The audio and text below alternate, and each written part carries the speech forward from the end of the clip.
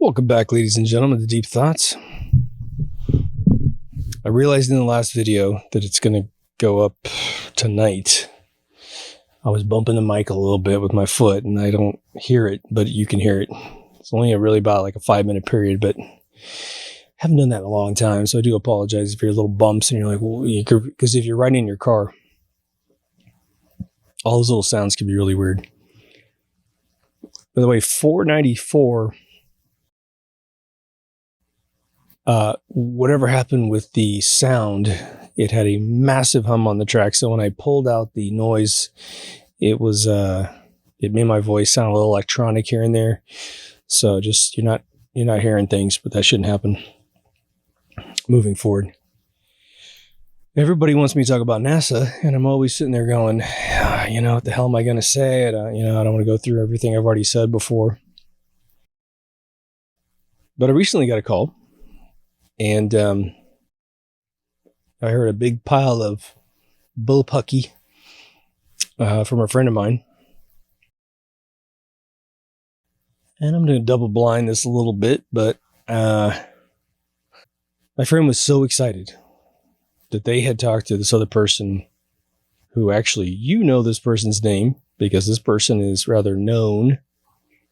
I'll let you guess.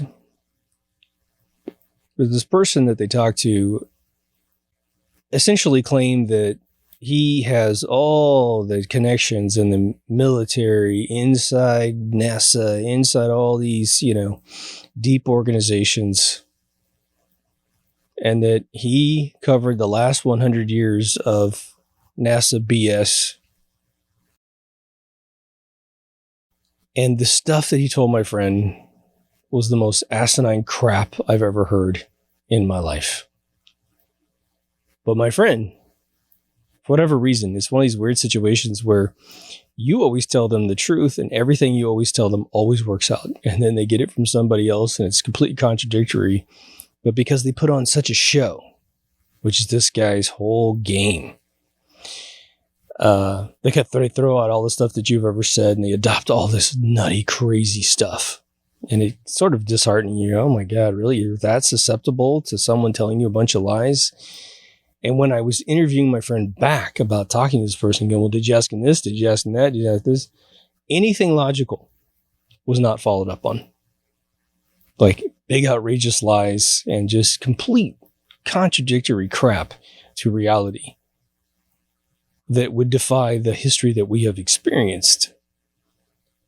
Was not analyzed or whatever. And it was like, oh my God, I would love to meet this dude face to face, preferably. So there's not a bunch of like phone call weirdness, because when you look someone in the eye, it does change the atmosphere a little bit, usually for the positive. So I'm going to go over some of this stuff, everything I can remember. And then we're going to probably venture off into our own realm of NASA talk. It started off by saying that we absolutely did go to the moon. And these are lowbrow stories you've heard before, and I've talked about them for 5 years. And the thing that frustrates me is supposedly my friends listen to my videos, and it's like, have my friend really paid attention to my videos, having the conversation with this complete fraud, and maybe he believes it. Maybe he totally believes it. Maybe I shouldn't be so critical.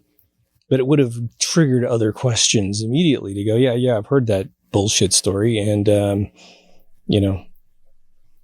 what about this? What about that? If this is true, then what about this? But the dude said that we definitely went to the moon. Because we got to the moon because when we seized all the German engineering that was going on after World War II, that we found that they had functional anti-gravity craft. Yeah. The Germans had anti-gravity and they lost World War II. Are you serious? Let me ask you, what do you think would come first? Anti-gravity technology or a nuclear bomb? Which one do you think would go first, right? I'm thinking, since we don't have anti-gravity yet, but we've had the bomb for a little while, I'm thinking the bomb goes first. And, there were rumors that, Hitler was trying to come up with some sort of atomic bomb. He definitely knew about it. And his people ended up helping us on this end of the deal, as well as the Russians or whatever. But the Russians figured it out, I think, without Operation Paperclip. We certainly did. Because that was after the war, after we dropped those bombs. Okay. So when I said the question to my friend, well, because I'm trying to be polite, I'm like, okay, you just have your moment. I'm not going to crap on your moment. You're totally excited about a bunch of fraudulent crap, whatever. And I said, well, then how did they lose the war? I'm playing stupid, And then I heard my friend make up something out of thin air. Absolutely make it up out of thin air, saying, well, they probably didn't have that many. They probably had their supply lines, bombed out, and they probably this and probably that. None of it based on the conversation with this dude, and absolutely none of it based on any logic, right? Now, do I think anti-gravity has been discovered and figured out? Oh, yeah. Do I think the Germans had it? No way. Because they would have probably move forward with that technology before anything. Remember, the V2 rocket was a rocket. It wasn't an anti-gravity, hey, I'm going to drive this over to England. And hey, even if you had one ship like that, you could immediately defeat every single country on Earth. Why? Because you can fly higher than everyone else. Anti-gravity vehicle is go to 80,000 feet. Nothing we made back in those days could go that high. I don't even think we could go 60,000 feet till the U-2, right? So you go 60,000 feet up, you got one big bomb in there, and you just drive it over London, make a phone call to Churchill and go, look, dude, we got a big bomb. I know you don't believe us. We got a UFO, and if you look up, maybe you'll see it, but you can't get to it. And I'm going to drop this thing right on your head. So I'm going to do New York next. I'm going to do Moscow and St. Petersburg next. Anyone else is messing with us, everyone's going to get a little taste of this. And so I need you to pull back. I know you got a bunch of troops out there just ready to take Omaha Beach and blah, blah, blah. You're done. So they don't need much more than one. But no, the apex of their technology at the time was using, gyroscopes inside the V2 to figure out how far it traveled so it could turn its tip down and nail an actual target in England instead of the arbitrary V1s that were just flying and dropping on everybody. Unbelievable. Unbelievable. This guy peddles his stuff. Again, just has to be a little smarter than you, and then you're a sucker. Apparently didn't mention Roswell at all, which would have been a little important thing to talk about because that would be contact with aliens and what happened to that whole story, right? So, again, as I've told you guys, I've seen, and I don't even know if I could find this stuff anymore. Half the videos I linked with the Roswell interviews have been taken down. If you just go back to my old Roswell crash episode, the first one, I got links in there and they're all broken. Why? Why would you take it down? Just leave it up there. They don't charge you per month to keep your videos up there. So, it's just ridiculous, right? But now we come to the old theory, which is they know they faked the moon missions. They faked the living shit out of them. So how do they cover up for it? Well, for a long time, they tried to debunk everything that we discovered. When they found out that we got way more sophisticated about the evidence against, they gave up on trying to debunk. I think they even pulled all the pages down from NASA where they were going item by item. And their explanations, some of them are okay. A bunch of them are just sort of so, But it's the alien on the moon theory. If someone, let's just say you want to believe in aliens. Who doesn't want to believe in aliens? I don't know who doesn't. Maybe a Christian preacher who's fearing that he's not going to get his boy touching time with the kids if all of a sudden he's not the center point of everyone's life. So what this person said was that NASA went to the moon, and just the logistics of this are so stupid. I mean, we're talking about dumb low IQ crap that this story is based on. It should just take like a 6-year-old going, oh yeah? What about this? He said Saturn V goes up and gets to the moon. Van Allen belts were not a problem because they used technology from those Germans. Yeah.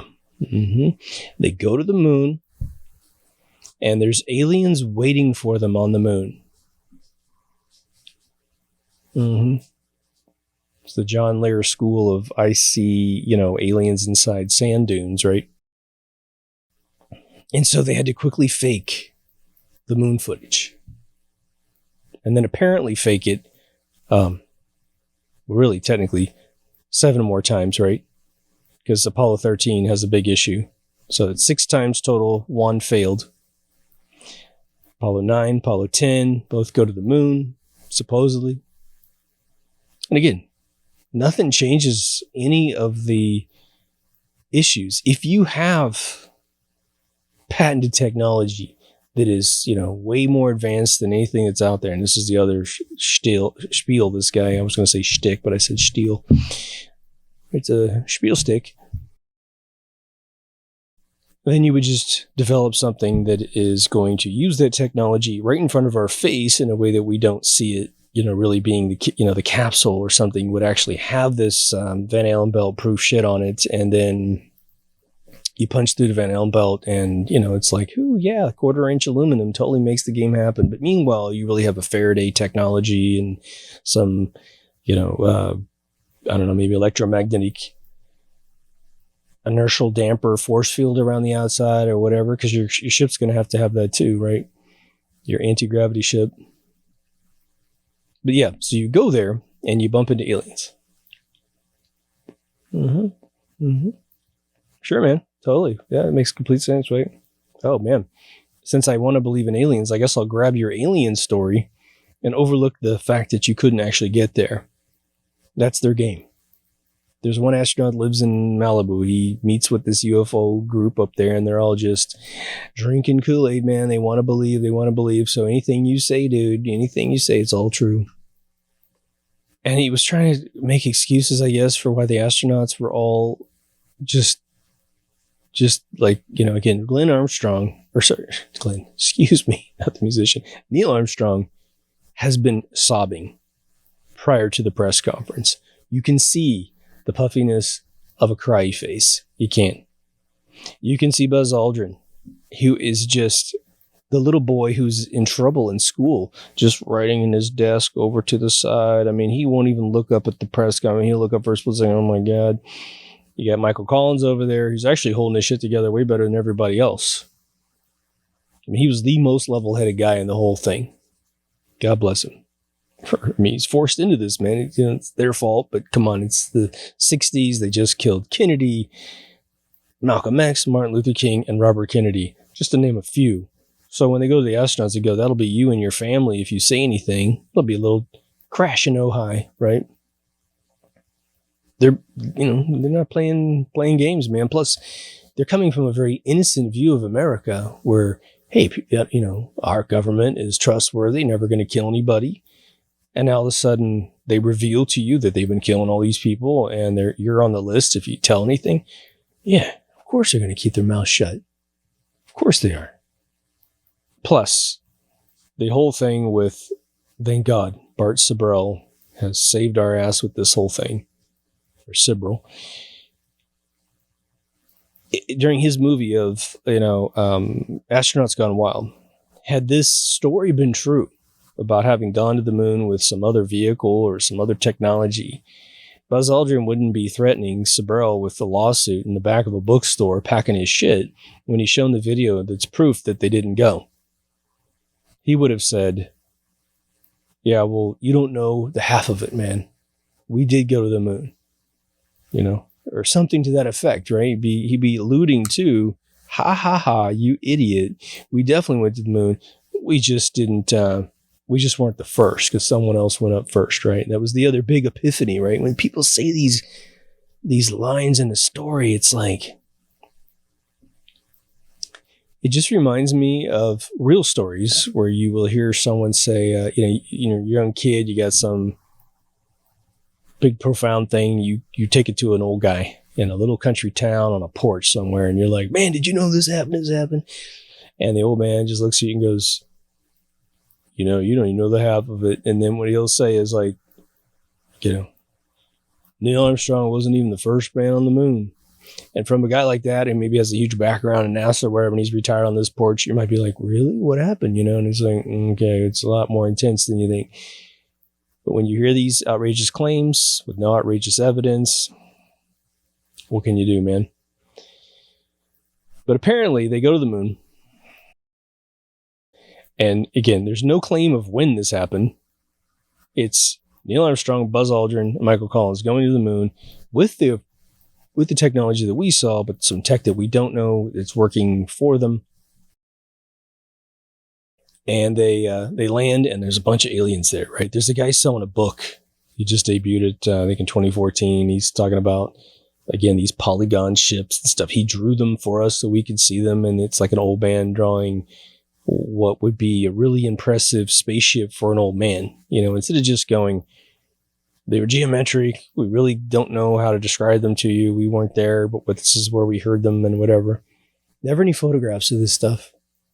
And those videos where people are like showing rocks on the moon,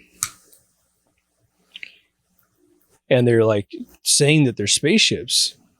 It's like, okay, here's what you do with that. And I've never seen this once on the web. Maybe it's happened. You let me know, because this would be proof. You film a crater, and right next to the crater is a big ass shadow because there's a big ass object there. And you've seen these videos. If you're into this whole thing, you've seen them.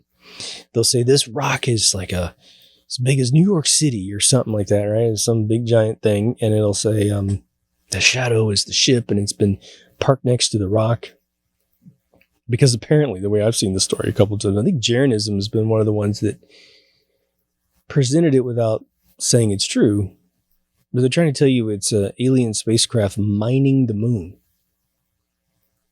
All right, so you got a mining the moon thing. Then that means the ship's going to not be there. Then the ship's going to be there. Then the ship's not going to be there. Pretty simple. With your 10,000 power reflector telescope, those big thick ones that people own in their homes.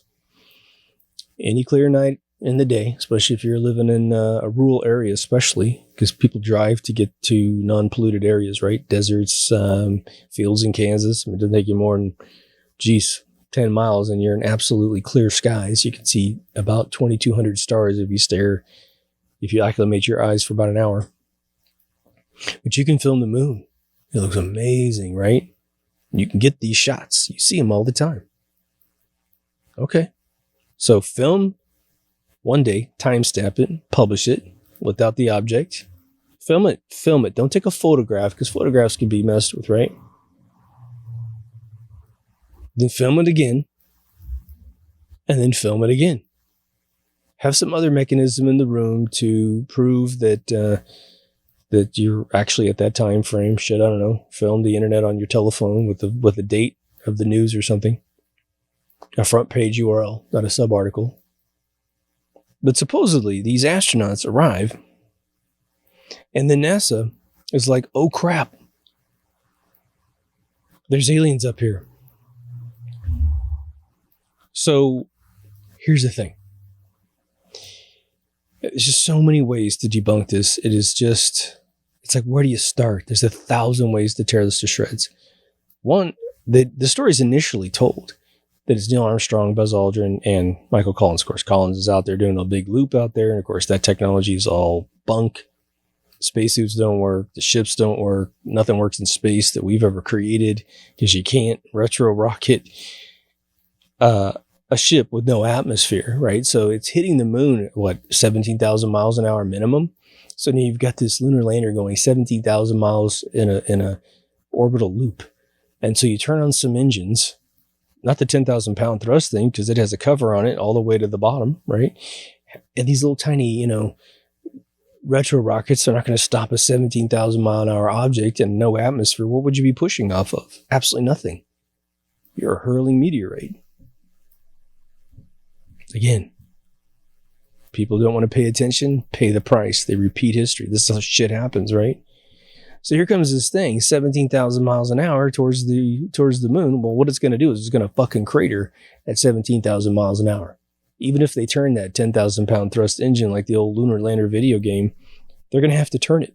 If there's some magic thing you can push off of in a vacuum, then you're going to have to turn it, you're going to have to burn it, and you don't have enough fuel on that vehicle to slow that thing down. You just don't. And there'd be no way for them to calculate that on Earth to begin with, because they've never done the maneuver before. But of course, they get it absolutely picture perfect on the first try. Oof. Okay.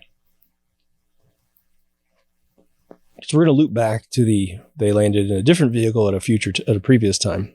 But let's just go with the narration that these astronauts found it.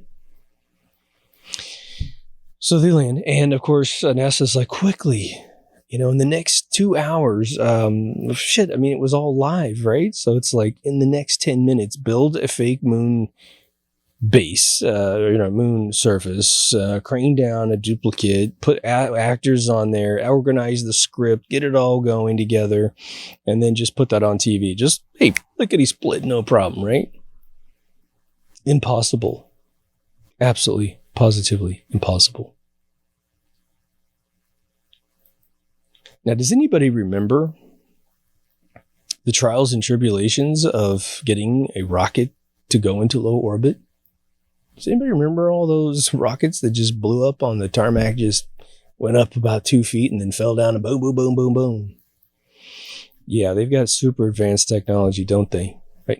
Someone would step in to clean up the mess, right? Even if they're going to fake these moon missions simply to milk us full of billions of dollars, they're going to step in and make it fixed, right? They're going to go, okay, we're not going to get you to the moon because that's our secret technology, but we're going to at least fix this rocket fucking problem you've got here. There'll be no Apollo 13 problem because nothing will ever blow up on the outside of the service module that is in the never documented, right? We won't have to use claymation, stop animation. It's not claymation, but it's stop animation of fake spacewalks where the helmet turns and the guy goes, yeah, how you doing, right? The helmet doesn't turn. If you turn it, you take it off, right? And you're going to kill the guy, right? You won't have to fake the rubber seals in space. All that stuff, you would never have to fake it because they'd simply fix it or never attempt it in the first place, right?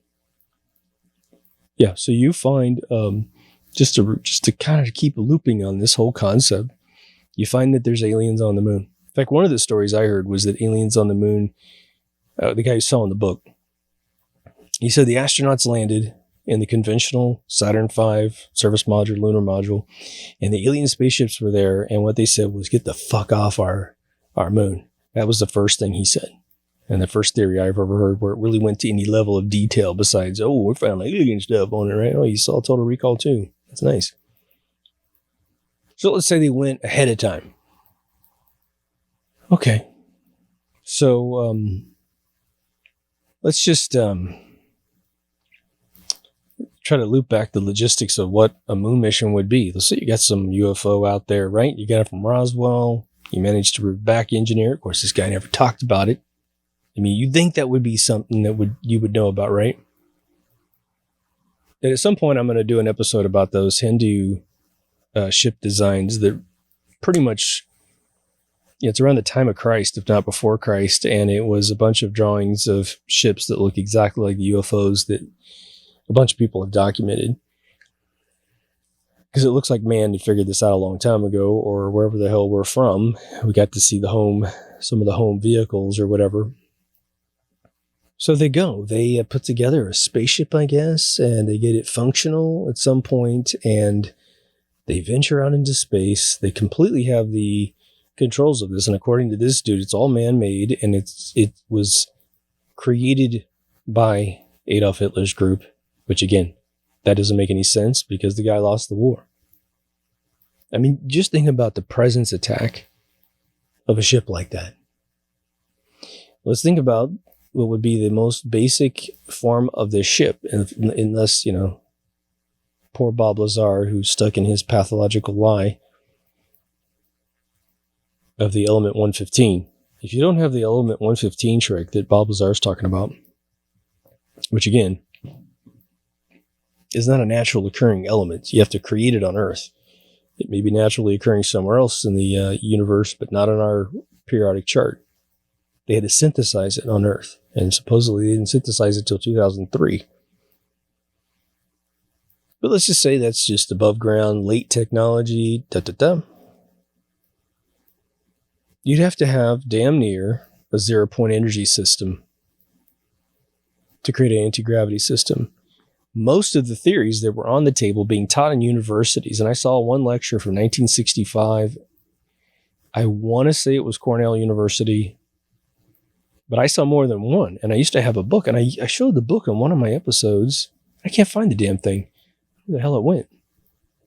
I haven't donated any books since I made that video. It might be in a different pile, a bunch of game books. Anyway, we knew how to make anti-gravity work with electromagnetic fields. The only problem was we didn't have the power source to pull it off.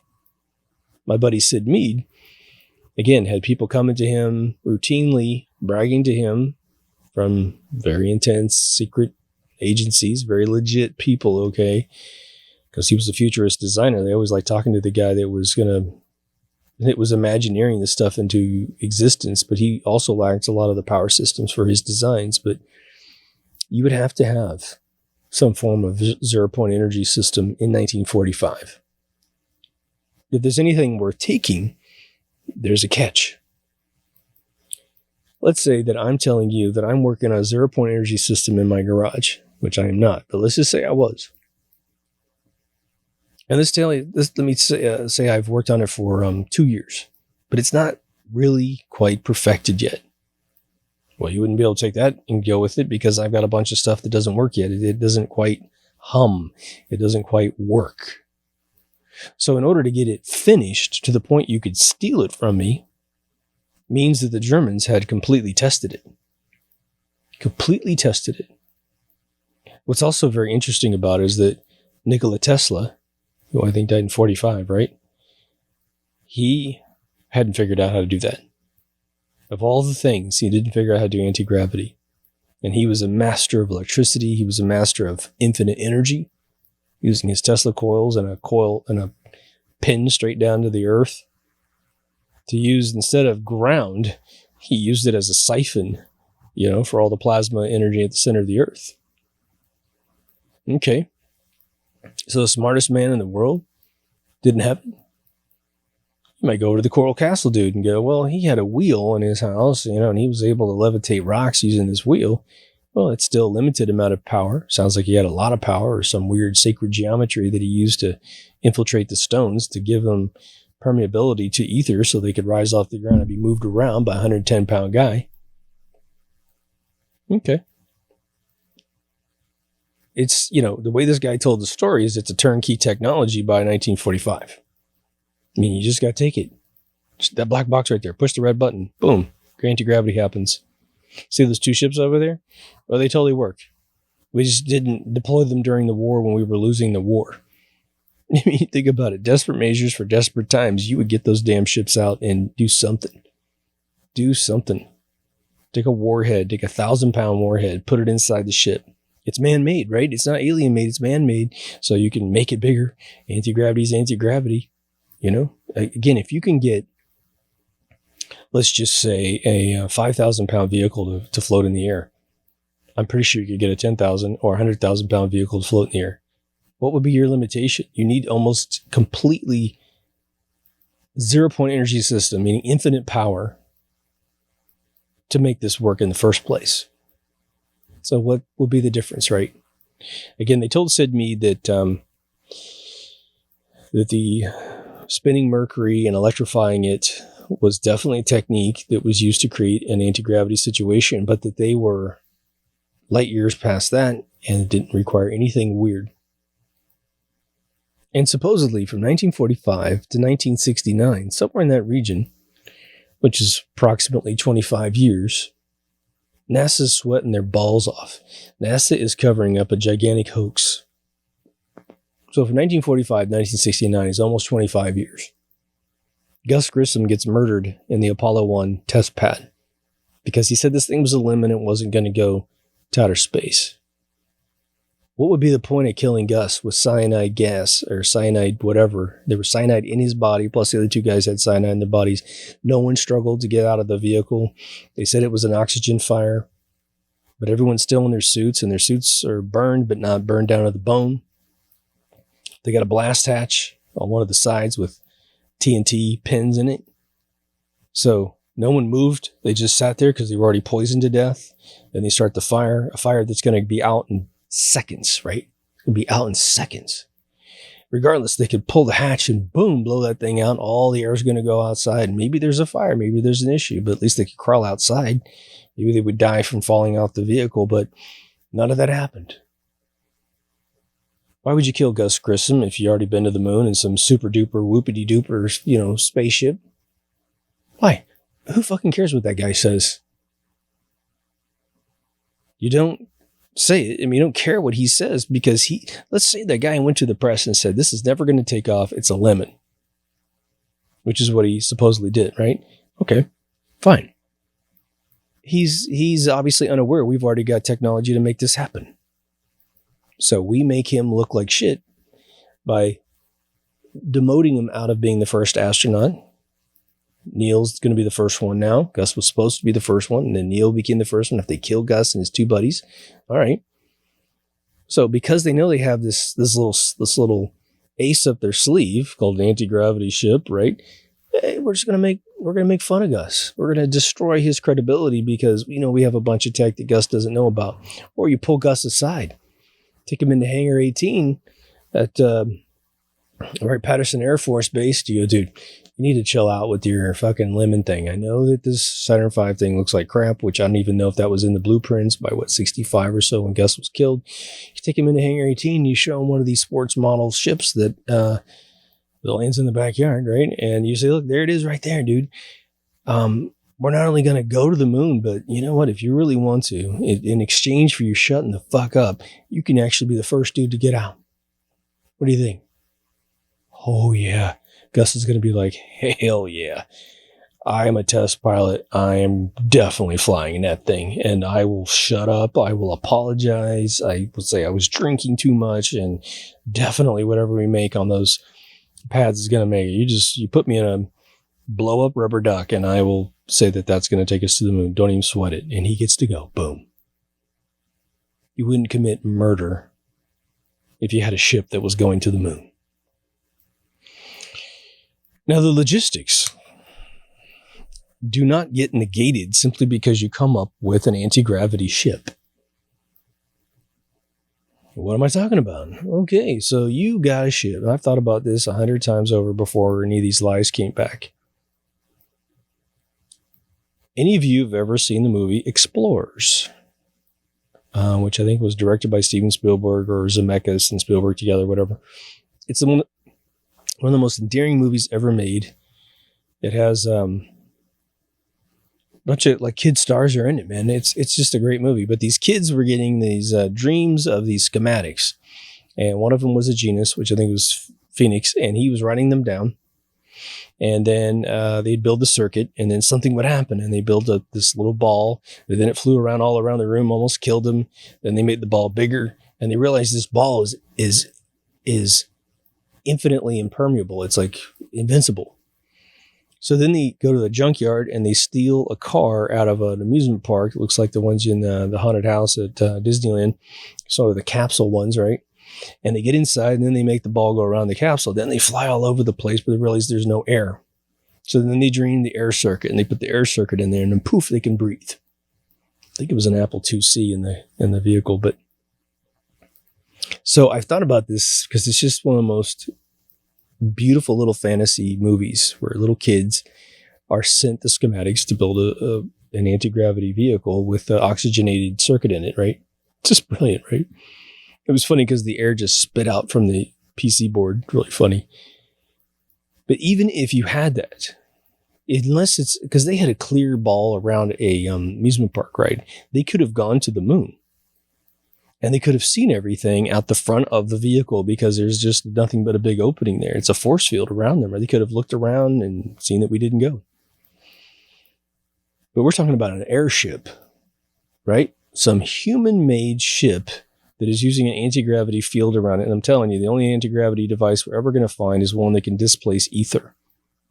And the second you displace ether from the interior of the ship, you will kill everything inside the ship and maybe even the ship itself, because everything is created using ether. And once you cut off the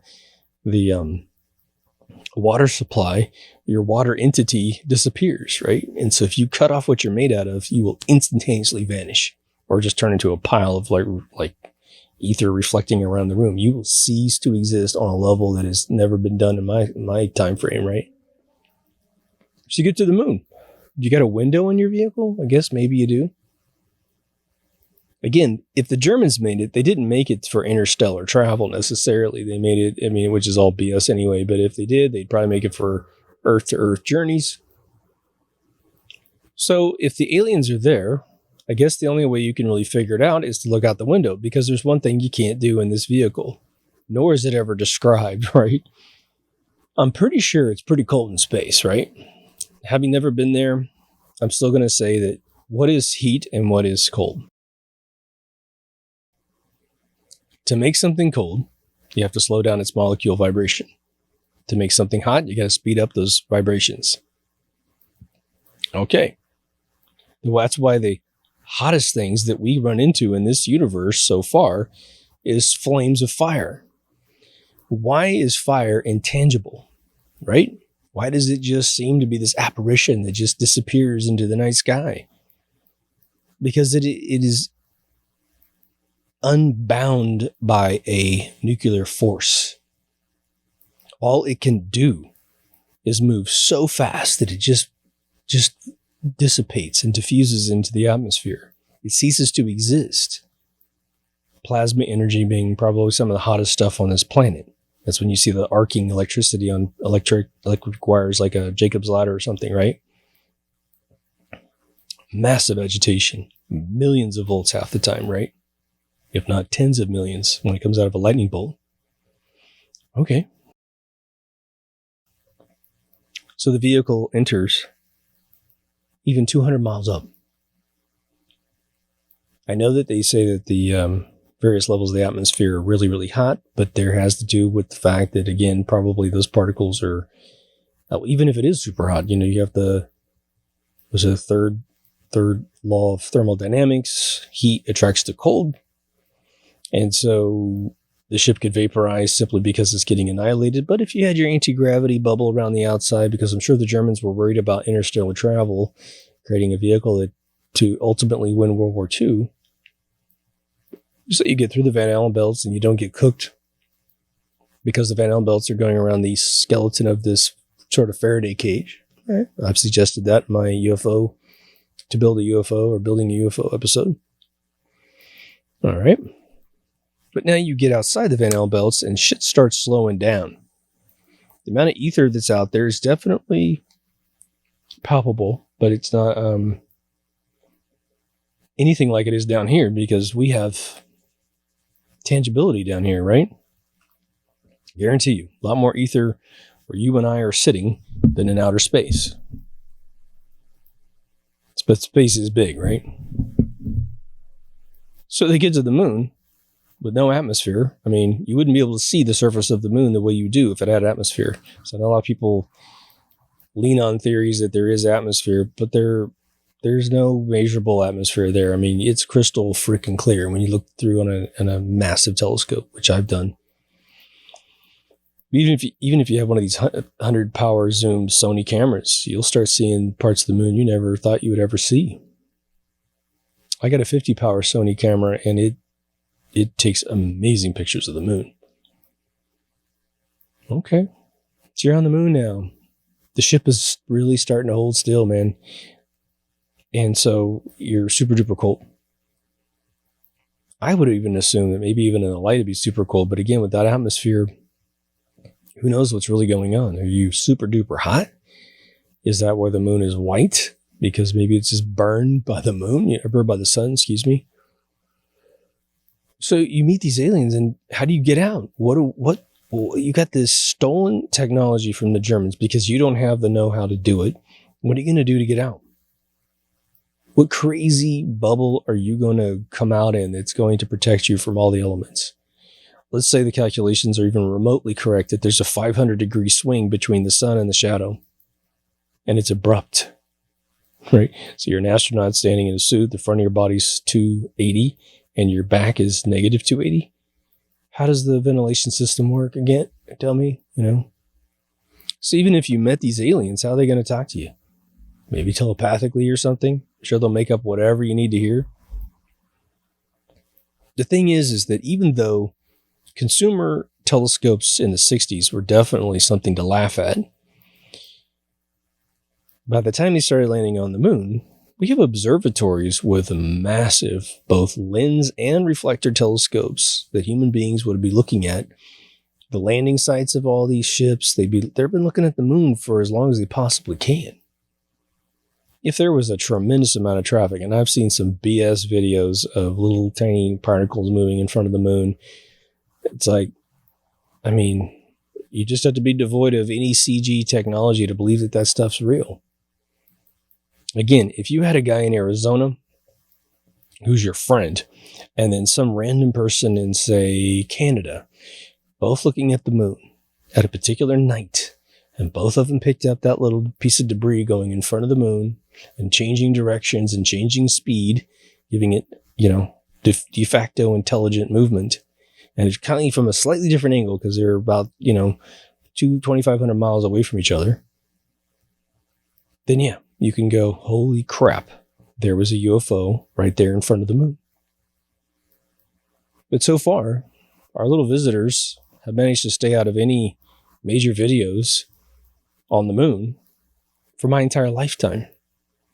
Any assertion by John Lear that this clump of rock is a space base, it's like, all right, Mr. Lear, you think you've de facto found a space base. And every time you look at the photographs, this guy points at it and says, well, it's clearly a highway there, and it's clearly a tank, and there's a vehicle, meaning like an air tank or something, like some fuel tank or whatever. Okay, well then you've got their base in view, which means my buddies with like $10,000 telescopes can just lock that right on their camera every single night. And eventually the ship's going to take off. A little vehicle is going to go blip, blip, blip, blip, blip, blip, back, because, hey, these ships are supposed to be the big as New York with half the stories that you hear. We would see movement all over the surface of the moon. The story would break. Wouldn't be a problem. But we never do we? But no, man, they were there. They were there the second that they arrived. That the alien, the romantic sci-fi part of it is that it's almost stealing from movies that we've already seen, where as soon as man gets to the moon, there you get to find a monolith. You get to find aliens waiting for you. What does that look like? And the thing is Operation Paperclip, the romantic story about Paperclip, it's a very real thing. The hideous part about Paperclip is the MK Ultra programs that came over here. That's a very real thing, and it was very tedious and marginally successful. It required, horrible abuse patterns on human beings to compartmentalize their minds. But von Braun comes over, and he has to struggle through all this technology. But the thing is that von Braun, imagine you come over. Who would have known about the anti-gravity vehicle more than anyone else in German history? It would have been Werner von Braun. Absolutely, positively would have had that technology. We know that he, quotes the passage in the Bible that talks about the firmament dome on his freaking tombstone. And he got fired from NASA in 1974 and died 4 years later. So thanks for nothing is kind of what they did to him. Because again, the head of NASA quits the month after we land on the moon in 1969 in July. Why would you do that? Why would you do that if we have anti-gravity this? Oh, he didn't tell the head of NASA about this whole thing. You read this completely Nazi-based, fraudulent space agency who's really trying to create missiles and ICBMs. But somewhere in the back, we've got an anti-gravity vehicle that's ready to go. All right. Cuban Missile Crisis, Moscow, all this kind of stuff. I mean, how much do all these people care about, democracy really spreading across the United States? If they're these truly Marxist deep staters who want socialism everywhere, somebody would have leaked it over to Russia. I mean, Russia did get a ton of the scientists, right? They just didn't get von Braun.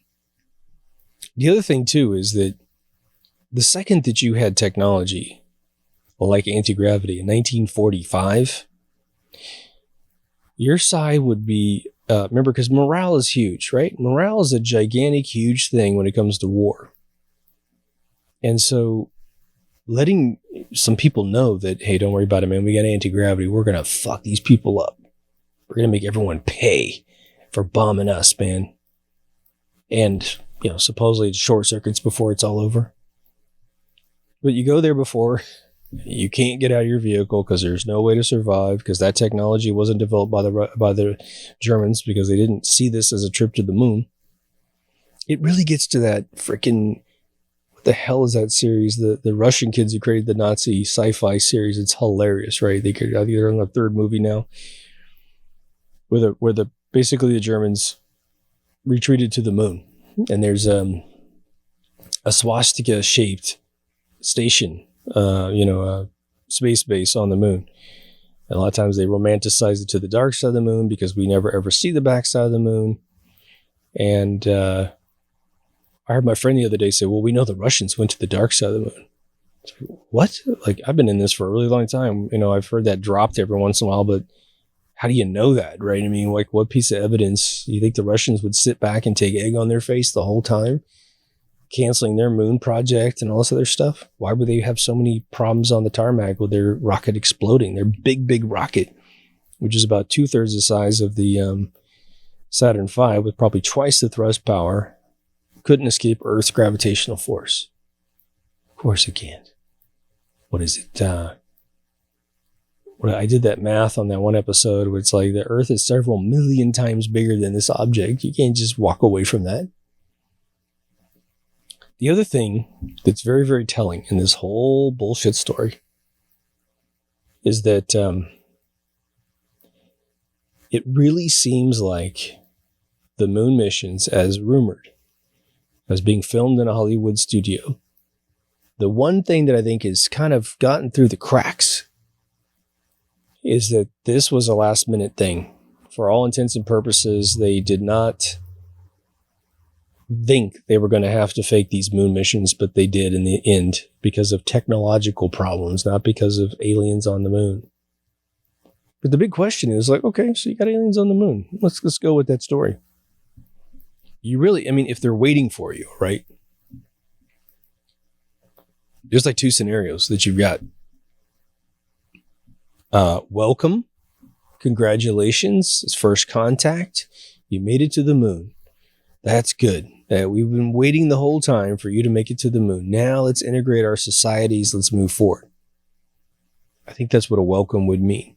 Not, oh, you still repress your people and you're killing leaders who have been elected. Oh, yeah, you should stay in charge of the earth because you really got your shit together. Oh, and you didn't even make this technology. You stole it from these guys and then framed them for a bunch of stuff and then da-da-da-da. Yeah. This is great. You're the good guys, right? No, the assholes showed up, right? Second story is the other guy's story who wrote the book, who said that they were like, get out of here. This is our place. All untrackable by thousands of home telescopes.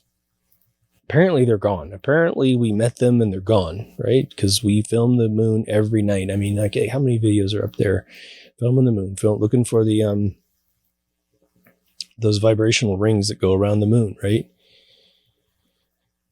I've seen videos that were like, I don't know, a couple of hours long, just moon. I'm looking for those big high towers, the big formations on the moon. Never an alien ship. At least nothing that's provable, right? What I've seen is a piece of space dust go in front of the moon. This last video I saw probably a couple weeks ago, constant speed. Doesn't look like a ship to me, right? Doesn't change, doesn't fly in any type of illogical path, doesn't vary its speed, doesn't stop, doesn't take a turn, nothing. Who's filming this stuff and not tracking the piece of debris that's going by? Why are you filming the moon if you're not looking through the eyepiece? I'm just filming the moon tonight. Just filming the moon.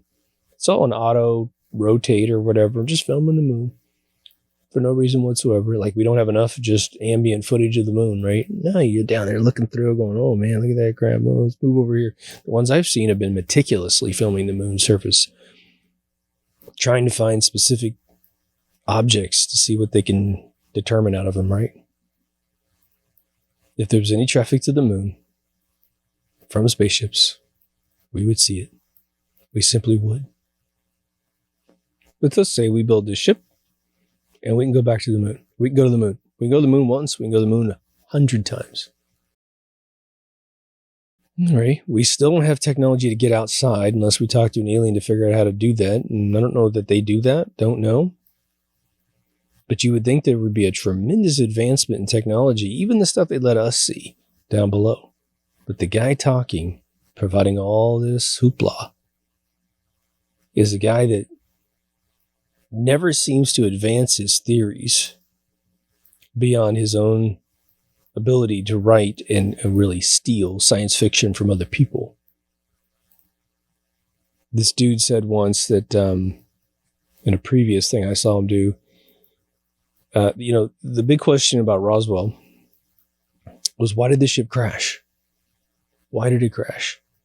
The night before, or the night of, I should say, of its official crash, is observed by several people, and supposedly the archaeologist that showed up with his 4 students at the crash site, he said that he saw a massive electrical storm that night, and that they saw a vehicle fall out of the sky, and they were concerned, but they couldn't go chase it because of so much electricity in the New Mexico desert. They didn't want to get zapped, so they stayed until the next day, and they went towards where they saw this thing crash, and sure enough, walked right up on the saucer after this other family had already found it, where you got the one little alien that survived, one that's dying, and one that's all destroyed. So we thought, okay, doesn't make any sense that lightning would take a vehicle out, because come on, a lightning bolt, although formidable to human form, and doesn't knock our 747s out of the sky. So you mean to tell me they have the interstellar capability or interdimensional capability and a lightning bolt takes them out? Come on. But one of the stories that they hatched a long time ago, and I've said this once before, was that military radar took it down. Well, once that kind of ran its course, you have to dial if you're young, listen up.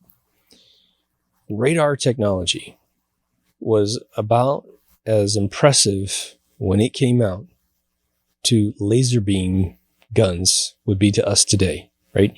Or a lightsaber. If you saw a lightsaber today and it really worked, your mind would blow, right? 2020 lightsaber would be amazing. If I shot you shot an object in front of you, you saw a laser beam segment come out of my gun and then poof, just like in a sci-fi movie, your mind would blow. The old Han Solo rifle. Well, that's what they thought about radar. They thought that was just unbelievable. And it is amazing technology, right? RCA was amazing at that, right? So that's why the story was told. Well, fast forward, let's see, 63 plus 10 more, so 73, no shit, it's only 63 years later, this guy told the story again. And he was doing a presentation to some group of people, a really nice location. And he was like, oh yeah, they said that was shot down by radar. No one believes it, but you know what it was? It was some super powerful radar that we had back then that was covert. If I told you guys in one of my episodes, okay, that I had knowledge about all this secret stuff, but I can't tell you how it really works, but I can tell you that it exists. You know, I mean, there's just a point where you have to go, dude, I'm going to need more information than that, right? You're covering up you're making an excuse why you can't tell me how anything works, but you're asking me to believe that it exists. If it's some fun thing, you know, who knows? Something that's not related to anything deadly. It's just a fun thing somewhere in the universe. Maybe you're like, oh, that's kind of funny. Well, why don't you show me your magic trick? You don't have to tell me how it works. Just show it to me. And I'm like, okay, rabbit comes out of a hat. Holy shit, you saw the hat. It was empty and da-da-da. Yeah, it's a nice trick. But for this guy to run around and say, okay, let me preface my whole story here. I got a pattern to my story. The story pattern is, I can't prove anything to you because it's all secret. But I'm going to tell you all this outrageous crap that goes on top of that platform. At some point, he goes, well, your knowledge is about as useful as a science fiction novel. The author doesn't have to prove how anything works. They just write whatever they want because it's entertaining. So you're an entertainer right now. And hey, if someone gets entertained and they like to hear stories, then more power to them. Listen to all the fiction you want. I think what pisses me off the most about this is that this is not the time in 2020 with a gigantic red pill community forming for some person to architect out of old archetypes a bunch of new lies to shove into our face, right? I think that would be the most reprehensible thing ever, right? According to this guy, you know, it all forked off, right? This super duper technology went into some dark black project. And I guess he talked all about how they're getting financed, and he just basically took credit for every single time the military's ever lost money. And that's how it's all financed. Who gives a fuck, dude? I mean, seriously, who cares? Your lie doesn't need to be financed. It just stops right at lie. Don't make up any more stories, okay? We're not in the era where we're going to be tolerating any more crappy bullshit lies about this kind of stuff. We're into the truth, right?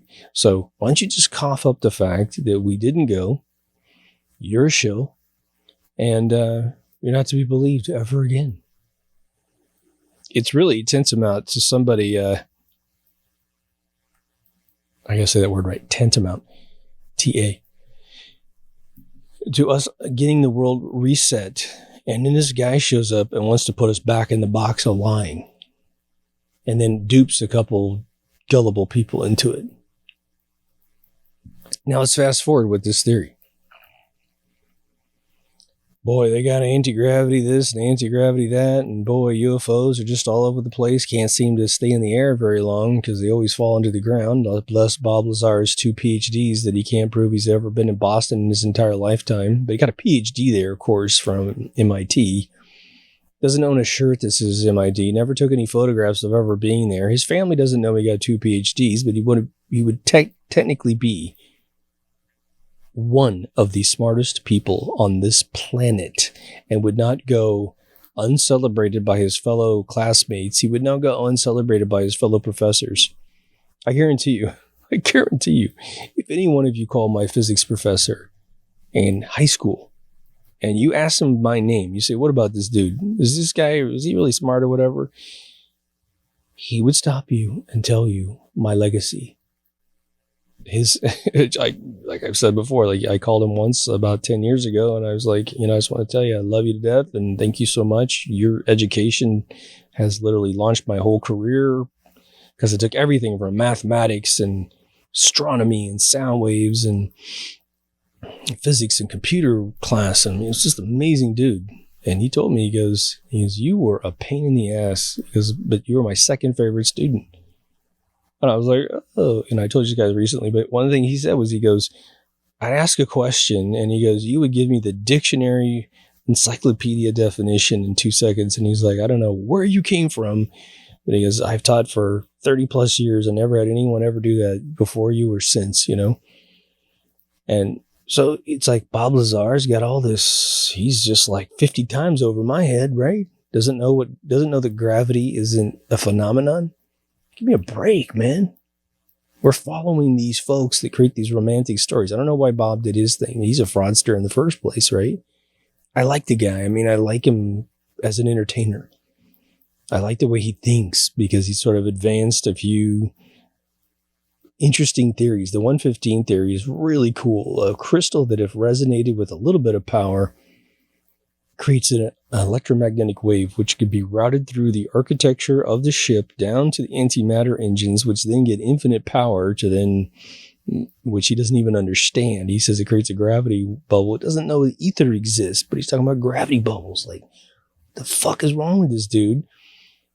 He stopped his scam back in the late 90s, late 80s, early 90s, and he never researched any more technology to even get to ethereal sciences. It's like, if Bob Lazar had said, gravity is not a phenomenon, it's ether, it's Faraday to Tesla and everybody in between who figured it out, then we could all go, oh, all right, man, this dude's legit. Maybe they did erase his past and all this other stuff. He has no excuse. But fast forward to today, right? So I'm trying to think of when they announced it. In 2014, they announced Project Orion. Okay, apparently we don't know how to go to their Van Allen belts because Project Orion's entire charter was to put man safely through the Van Allen belts. Oopsie. Then they canceled the project to the public, then actually launched the flight. Bart Sabro calls them and asks them to release the data on how deadly the Van Allen belts were. They told him it was classified. What was the point of Project Orion if you got anti-gravity ships? Why would you ever greenlight something like that? Again, when I told you in my episode replacing NASA, which was a month and a half before Donald Trump announced the Space Force, which identically follows what I told you I would do in that episode, I told you, I said, look, if the military created an anti-gravity vehicle, all they would have to do is black box the engine. No one could look inside, but it creates the field and it gives you the power to do this, right? So, given that NASA is obviously trusted by the military because NASA has more jurisdiction on an Air Force base than the Air Force has, right? If you have any proximity to a massive university, I'll give you a little thing you can do to really convince yourself of how predominant these industries are. Go find the aerospace wings of any one of the colleges, and they have full jurisdiction in the college. They don't answer to anybody, but they get paid. They make their own hours. They do their own thing. They are God on campuses. So NASA is ultimately trusted at Q clearance levels. They are. So the military had this vehicle. You don't need the Van Allen belt tester called the Project Orion. You would never need that ever. In fact, they wouldn't have had to have destroyed all of the the incapable of getting to the moon schematics of the Saturn V, lunar module, service module. They wouldn't have to get rid of those schematics. All they would have to do is say, okay, you see that lunar module thing? You see, okay, so there's that goofy little compartment up above with all the tent poles and shower curtains and bad aluminum that doesn't even seal the vehicle off in the fucking photographs. Okay. That little compartment down below that has the 10,000 pound thrust engine, all that's just for show. What's in that compartment is the black box that is anti-gravity. So that little maneuver to turn and land on the moon, well, that's all part of that bottom piece.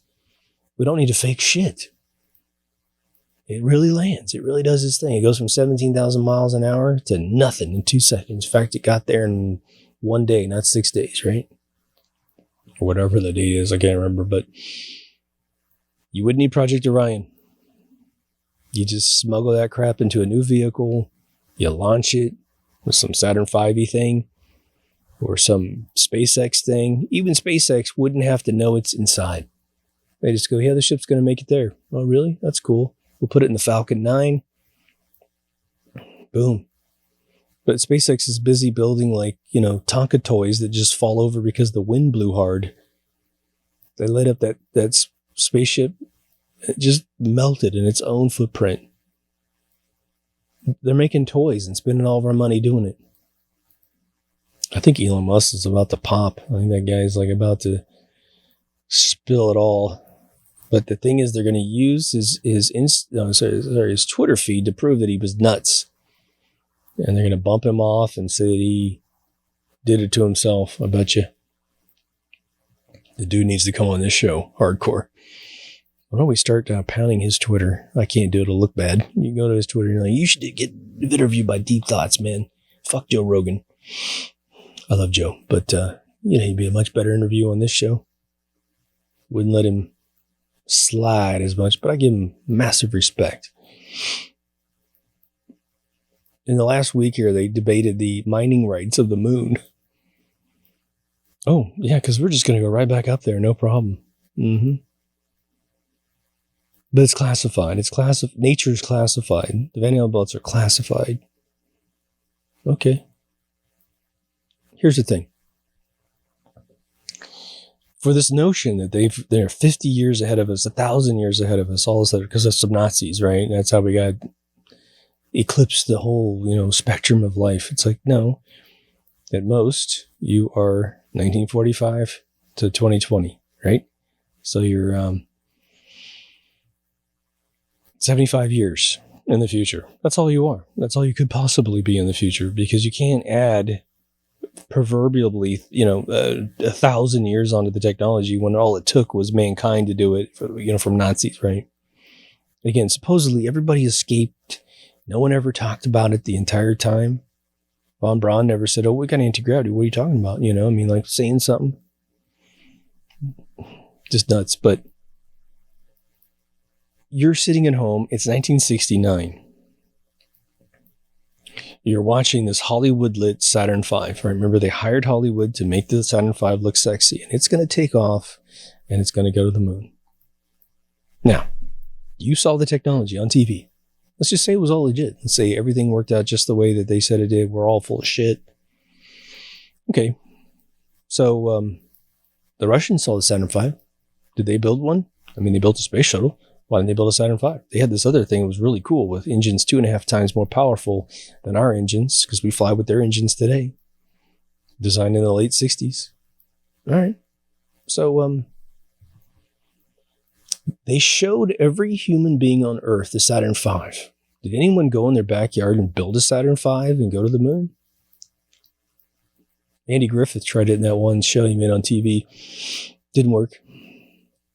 Not a single person since 1972 has ever built a Saturn V or anything like it in their backyard and went to the moon. Not even these billionaires.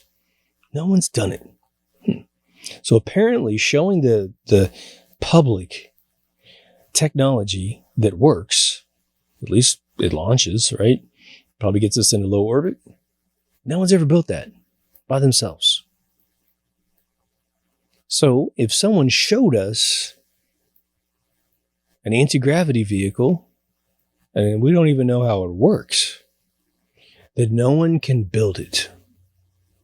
Oh, you don't think Russian scientists, if we have figured it out, if everyone who told Sid Mead that there was an anti-gravity vehicle and they were way past all this spinning mercury, centrifuge, and all this other stuff, if they're way past that, and it's in the first Iron Man movie, it's in the lobby of the first Iron Man movie, you don't think Russia has attempted to do that? What, is everybody on the same page about hiding all the technology?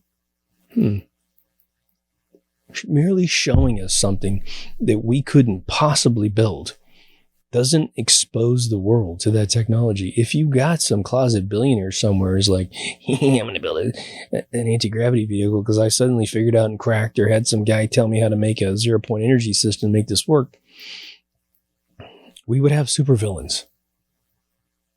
They'd be flying around in their vehicles and terrorizing cities. They would. ISIS would have had them.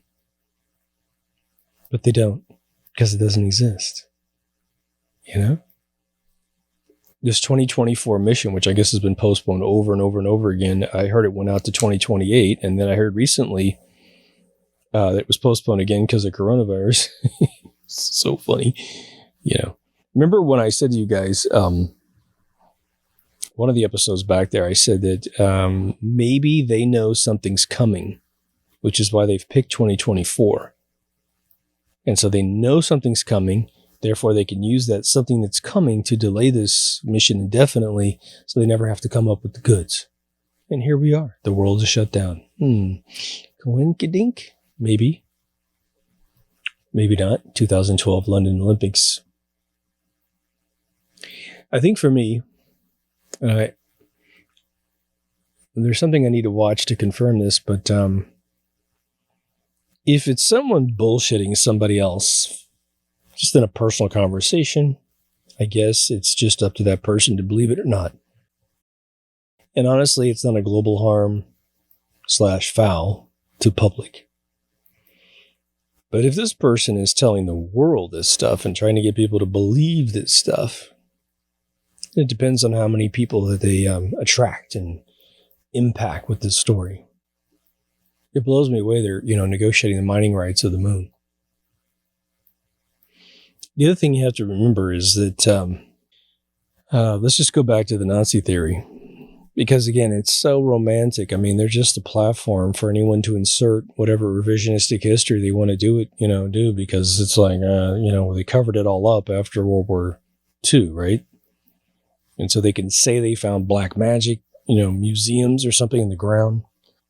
They can say they have, bases in the Antarctica. If you had anti-gravity, anything, think about this. Today we have cell phones. They're teeny tiny and massively powerful. We have miniaturized, circuit board components. We have resistors that are so utterly tiny that it would take, you have to have really amazing vision just to see them on the board, which is why most of the folks that service these miniaturized circuit boards have to use microscope tables to see. They're about $1,300 at the cheapest cost, but they go all the way up to like 10 grand. And you take the PC apart. I just had to fix my old PC, put it underneath, and you have to look at the screen to zoom it up. And you do all your repairs looking at the screen because it's so teeny tiny. Well, let me ask you a question. Did we just invent those miniaturized things initially, or did we evolve to them? We went through old tubes, right? I had to fix my Windows computer. It was a rectifier diode that blew out.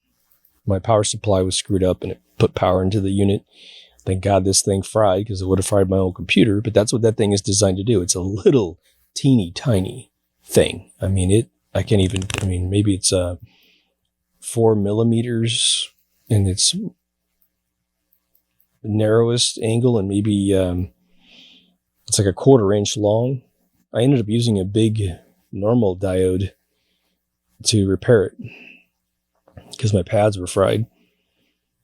But if you go look at old radios, go look at that Mr. Carlson's Lab channel on YouTube, which if any of you like to watch old 50s radios / 30s radios get repaired back to pristine levels, this guy will teach you electronics. But the old diode rectifiers back in the day were tubes. Big giant tubes. Consequently, when he repairs the radio, I don't think he's ever had to replace a tube the entire time I've seen it. The tubes are like 70 to 80 to 90 years old, man. I mean, it's unbelievable, and they still work. I mean, yeah, some of them are 85 years old, and they still work like a charm. All he's doing is replacing all the wax capacitors and resistors down below. There's no printed circuit boards. It's all like just jibbly-jobbly wires underneath, right? Well, if the Germans were going from their aviation technology, and really the peak of disclosed technology was the V2 rocket. The V2 rocket is nothing shy of absolutely massively brilliant engineering. Considering they did it under duress, amazing. And the idea that somehow they had an annex group of scientists off to the side who were way smarter than these V2 rocket guys creating this zero gravity thing is, for me, pretty damn absurd. Now, could they have some stuff on paper, theories and stuff? Sure, but you don't have the power supply. For any of you who have studied the V1 and the V2, the big difference, again, as I mentioned earlier in the episode, was the V1s basically had this, like a plane with wings, right? Like a missile with wings. And it basically had this rocket, and it would boom over. And all they did was they knew that it would travel so many miles per hour and that would travel miles on the ground. And then they would aeronautical versus ground miles. And when they knew it was over British soil, the rocket would just end its cycle and it would fall on houses in South England, right? And then the V2s, I believe, are the ones that actually touched London. But that was super precise, man. It was the angle. It was, the gyroscopes, turning everything. I mean, it was just unbelievable. However, the gap between a V2 rocket with all of its amazing state-of-the-art stuff, we're talking no one on Earth had this technology, the V2 technology, at all. Take that to a freaking anti-gravity vehicle. You got to be kidding me, man. That's, in terms of normal Moore's law, you're talking about, I don't know, a couple hundred years. Maybe less if we would stop coveting technology, but it's a big gap, man. And supposedly pulled this off in a microsecond of time. Not only theorized it, but had built it, tested it, and got it working so much that when the Americans seized the technology, and remember the British were there too. The Russians were the first people to take back land from the Germans, and they're pissed because in the history books we write it the other way, but they seized Berlin. And remember, Berlin goes way inside East Germany. They seized that land all the way up. They were all over the place.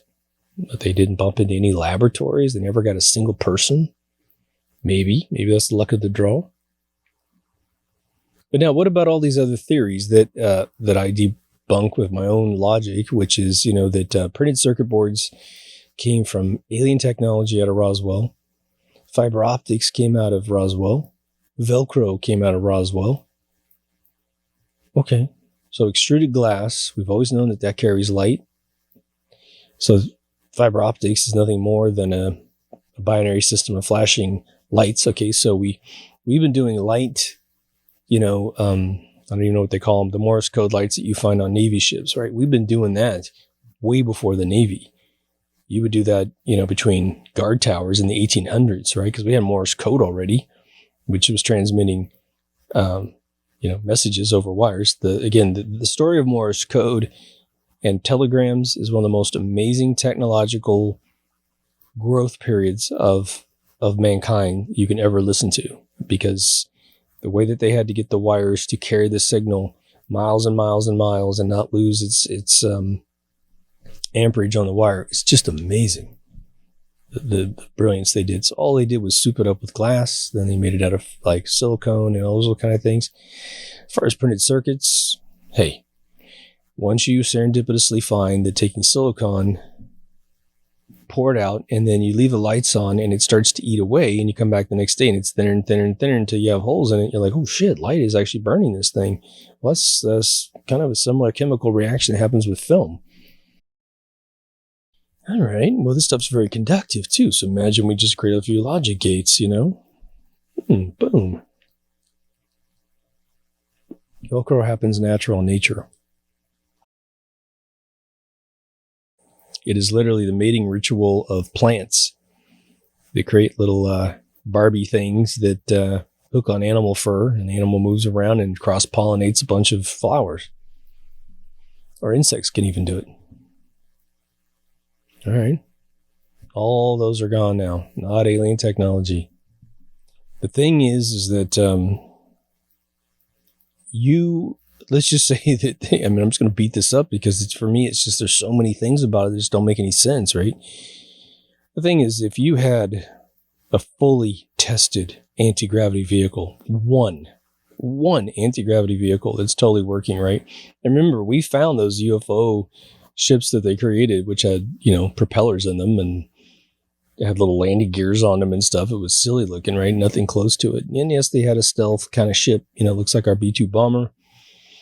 Again, Octave Chanute, the guy who's my hometown's named after, he came up with the idea of shaping the fuselage like a wing in the late 1800s, early 1900s, okay? So, it just wasn't mind-blowing technology to find that somebody did it, okay? But now, you have to go through all those other stages of all the other technology to get to this anti-gravity thing. You got to learn how to build the hull. You have to learn how to build the power source. And what's that power source? What is it? You mean to tell me, with the internet being completely out there for at least 24 years, right? I always think 1996 is sort of like the year where the world really learned about the internet, right? There's not any serendipitous discoveries of this technology by any other human being sitting in their patio somewhere or something, right? Nobody ever comes up, oh man, I got a 0-point energy thing. It's this, that, and this, right?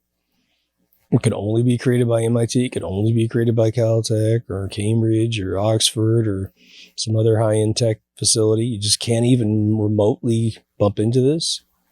Now, we know that Stan Myers created a water fracturing engine. There's been all kinds of people that created similar engines to that. All right. There's no sign of any kind in German weaponry, which was amazing, right? Their machine guns were better than everyone else's machine guns. Their tanks were better. Their planes were better.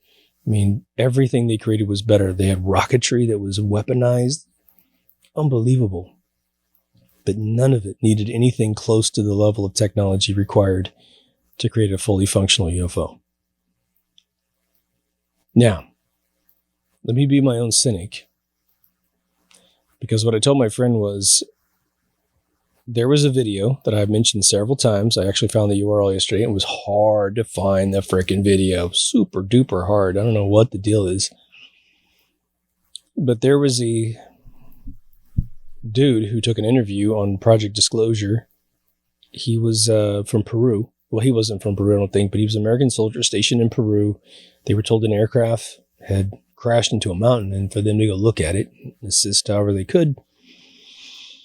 He tells the story that it took a long time to get down to the vehicle, that it was down in this lower area from where they were, because Peru's got, I guess, some hills or something, and he goes down there, and he said it was a kind of a tear-shaped vehicle slammed into the mountain, all kind of purple chrome, leaking this sludge.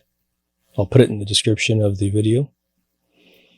But it's this kind of like good, down-to-earth guy who just told a story. I mean, he was just like, he really seems credible. I mean, I don't know. But he said that he, once they saw it, their minds were blown, and they were kind of concerned because it looked like a bad impact.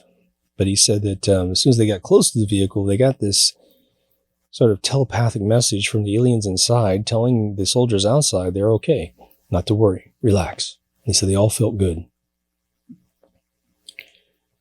Now, it seemed like what he was saying was they were kind of walked around in a daze of sort of comfort after this sort of mental thing happened to them.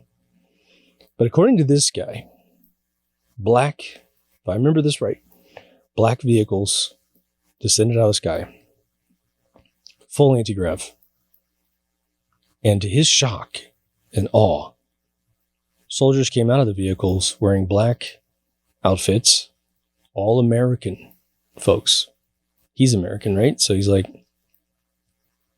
kind of a tough guy, you know, almost like a Brooklyn kind of guy, you know. It's like, I'm not taking any shit from anybody, but he said these dudes were immediately very pissed off. Almost, I mean, again, this speaks of low IQ response to the situation, in my opinion. They were yelling at the soldiers, just like the story from Roswell.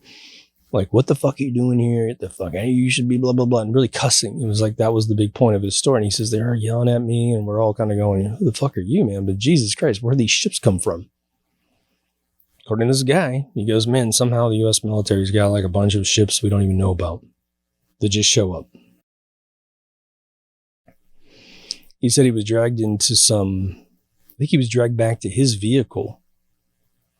And I got to rewatch this. I should have rewatched it before I did this episode, but I never thought about it. But he said he had the Bob Lazar treatment where they kept jabbing him in the gut with the gun and saying he didn't see anything. You're not going to see anything, otherwise we'll kill you or whatever.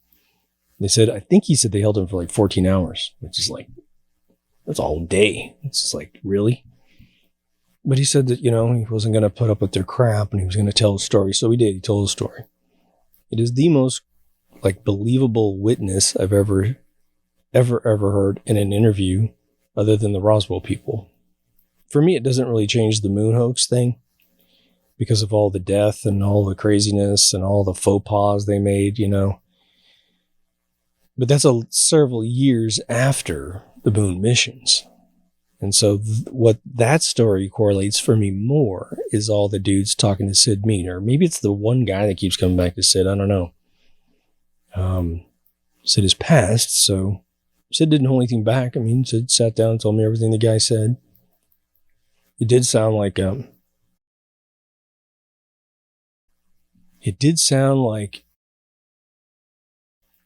the last time someone told Sid about the stuff, it was so complicated that, or maybe the guy was obfuscating it straight to Sid's face, that he wasn't able to kind of recall it and make it make sense. But the lecture I saw in 65, the dude basically drew a flying saucer and said that if you could put an electromagnetic pole through the ship, that you would start creating an interference wave with gravity and you would be able to go anywhere you wanted to. I think one of the themes that I said in one of my last videos, but I want to repeat it here in case you guys only dial in for this video, is this whole patronizing game that you hear about, which I believe is probably one of their tactics internally, is that someone inside this organization hatched the excuse to keep all this technology for themselves by saying that the public can't accept reality. Like, you can't handle the truth, right? So they don't tell us because we can't handle the truth. Well, isn't it amazing that all these people who talk shit, they can handle the truth, right? They can always handle the truth. Even if they're totally surprised by another spaceship that lands with another thing, another objective, another alien race, they're always completely capable of accepting the truth. No problem. No one you ever hear goes to a funny farm after they talk to an alien or see a spaceship. You never hear that story. They're always able to do it, but supposedly we're not able to do it. I want to suggest that for the rest of your life, if anyone hatches that excuse on you, you need to just say, fuck that. That is completely stupid. Sure, all these cognitive dissonance people that can't believe anything, well, fuck them. Don't let them, whatever. You show it to them, they're just going to write a blank check and say it doesn't exist anyway. I mean, you could literally show it to their face and they're going to be like, well, that doesn't exist, you know? Fine, let them go into cognitive dissonance, whatever. Like, but for the probably 98% of the rest of the population, we should be able to see this stuff. We should be able to know these things. Yeah, we talk to aliens all the time.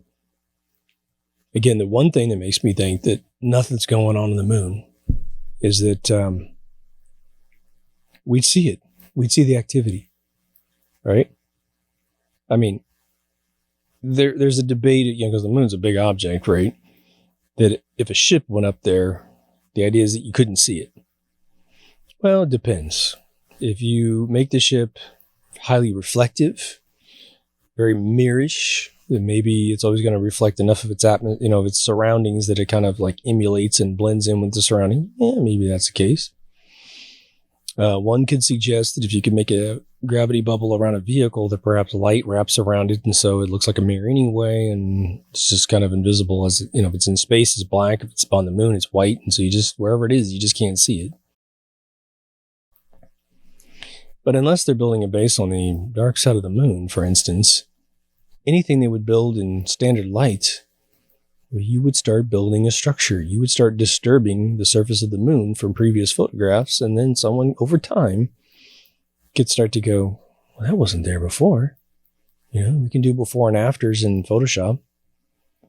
I think even though the moon does wobble in its orbit, there's a time-lapse photography of the moon orbiting, and you can see it wiggle in its spot. You actually do see part of the moon you don't see on some days, and then it wiggles and you can see slightly, just, who knows, it's probably like a mile of the surface or whatever, you can see a little bit of it. But unless they're building like on the edge of darkness,